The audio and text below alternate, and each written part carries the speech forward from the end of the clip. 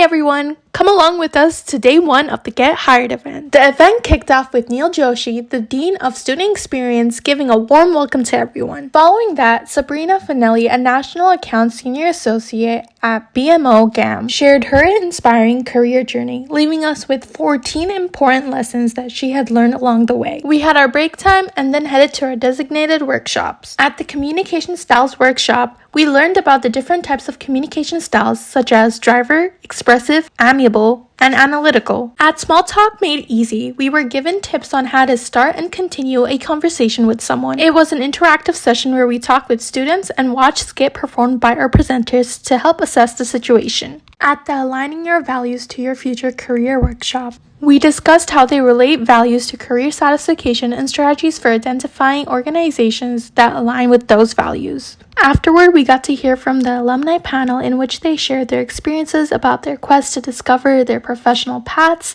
offering invaluable insights into navigating career challenges.